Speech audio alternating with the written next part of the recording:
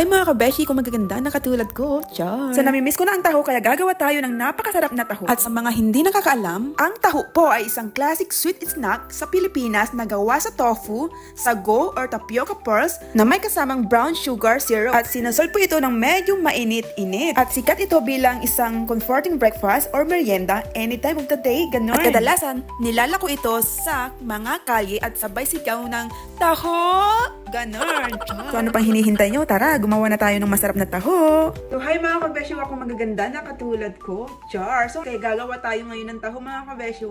So una, maglalagay tayo ng tubig dito sa ating mahiwagang kaldero. Ayan, isang tasa lang.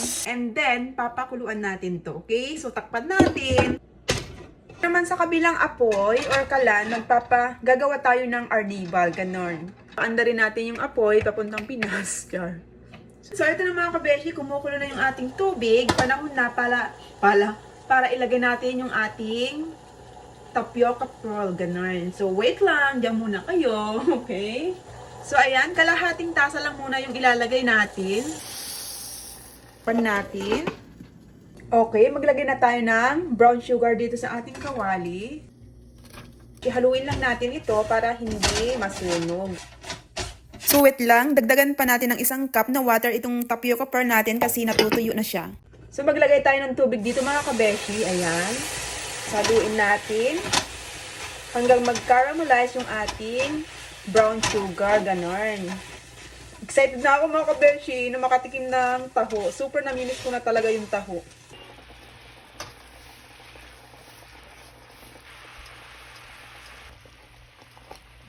Lutuin lang natin ito mga kabeshi at least 45 minutes or hanggang isang oras, ganun. So ayan mga kabeshi, kung nakikita nyo is okay na yan. Kung napapansin nyo is nawala na yung mga puti-puti. And then pagkatapos noon, takpan natin yung kaldero tapos hayaan lang natin siyang lumamig at least 30 minutes, ganun. So ang gagamitin pala nating tofu mga kabeshi is yung soft silken tofu. Ayan siya. So, ang gagawin natin dito is papainitin natin or steam natin siya para mainit-init siya. Ganon. O, diba? Alam nyo yon? Hindi, no? Char. Nabuang na ako. So, klaseng tofu na ito mga kabeshi. For sure, is mabibili nyo kahit saang grocery store. Ganon. So, wag kayong mag-alala.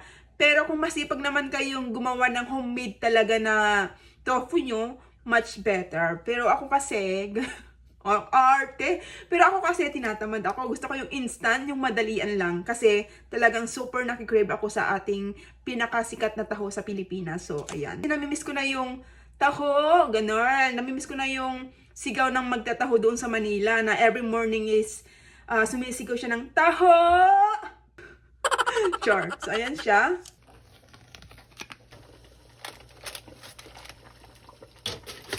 So paghaluin na natin itong mga kabeshi. So kapag hinalo na natin itong tapioca pearl natin dito sa ating brown sugar syrup is maiiwasan yung pagkadikit-dikit ng ating tapioca pearl, ganon. So medyo mainit-init pa yung tapioca pearl nung hinalo ko yan, pero okay lang yan mga kabeshi. So eto na mga kabeshi yung ating masarap na taho. Ayan, hahaluan na natin ito ng tapioca pearl na may kasamang brown sugar or sweetener, ganon. Ayan, mainit-init pa yan mga kabeshi, at mukhang masarap. And excited na akong tikman.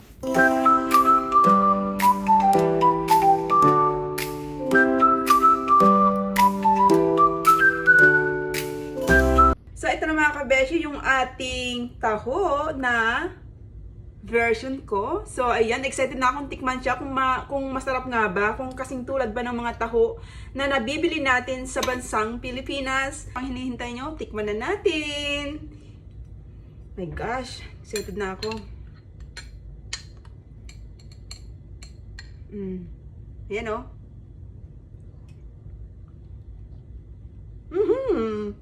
Oh my goodness! Ang sarap! Mga kabeshi, grabe! Hindi ko ito ina-expect. Hindi ko akalain kaya ko palang gumawa ng taho. Ayan o. Grabe ang sarap mga kabeshi. Grabe, grabe, grabe. Ayan o. Panalo mga kabeshi. Nako.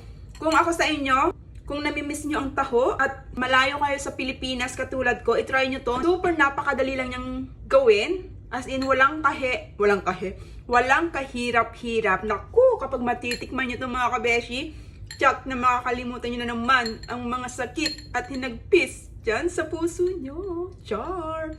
So, ayan, taho! Taho! Taho kayo dyan! Ang sarap!